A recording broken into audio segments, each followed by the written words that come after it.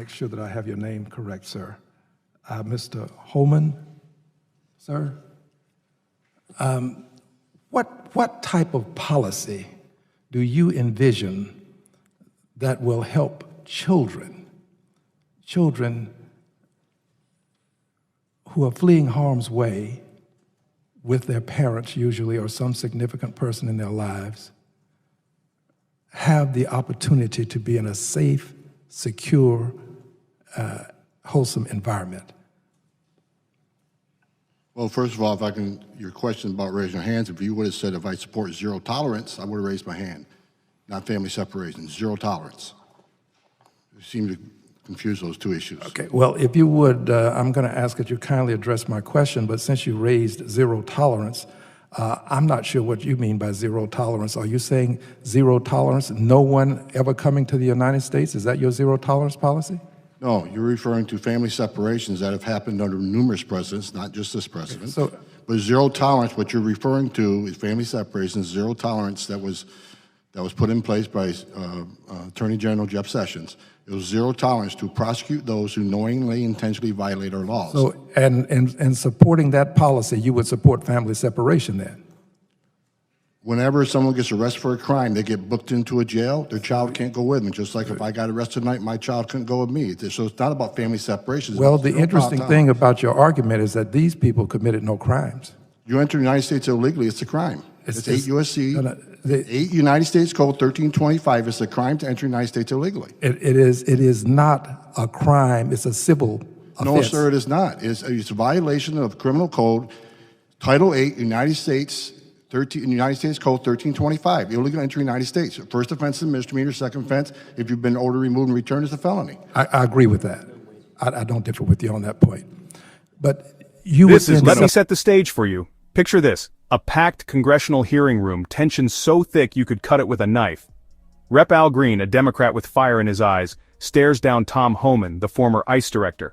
No stranger to controversy himself.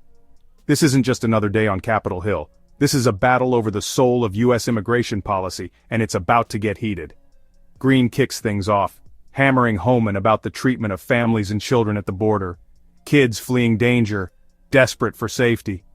He's loud, emotional, demanding answers. But Homan, calm as ever, leans into the mic. He draws a line between zero tolerance and family separation. Zero tolerance, he says, is about prosecuting those who cross illegally, not family separation itself. If a parent gets arrested for a crime, their kids can't come with them to jail. That's just how law enforcement works, no matter where you're from. I'm Homan. You would then separate the children. If you have no option, if someone's being prosecuted and get sent to U.S. Marshal's custody or to the local jail, the child can't go with them. That happens to U.S. families every day across the country.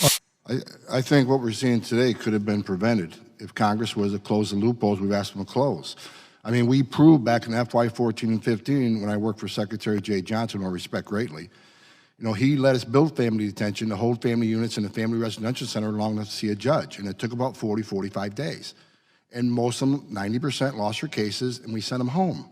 And the numbers went down. It worked. So we're asking Congress, look, we've already proved this worked under the Obama administration. How come we're not doing it now? You know, so I think Congress needs to fix this loophole. Let us detain families. If they're really escaping fear and persecution and death, I don't see a problem in being in a family residential center with medical care, pediatricians, child psychologists on staff, 3 squares a day, 6 sets of new clothes, access to lawyers, access to families. These are open air campus facilities.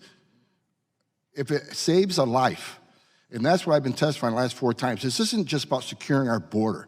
This isn't just about enforcing laws. It's about saving lives. It's about 31% of women being raped. If we close these loopholes, we're going to save women from being sexually assaulted. We're going to save children from dying, and we're going to stop bankrolling criminal cartels who are making millions of dollars a day because of the laziness of this country. But Green won't let up. He insists that crossing the border illegally is just a civil offense, not a crime. That's when Homan fires back, quoting U.S. law, Title 8, Section 1325. First illegal entry, that's a misdemeanor. Get caught again? Now it's a felony. He stands his ground, refusing to let the facts get twisted. Homan isn't just defending his own record, he's throwing down a challenge to Congress itself. He reminds everyone that back in 2014 and 2015 under President Obama, families were detained for 40 to 45 days, given a hearing, and get this, 90% were ordered deported. Illegal crossings went down. He argues that with enough resources, family residential centers can provide medical care, mental health services, food, clothing, even legal access, all while keeping families safe. But Homan's most powerful point? This isn't just about the law. 31% of women crossing the border are sexually assaulted. Every loophole left open gives the cartels more power, leads to more suffering, more lives lost.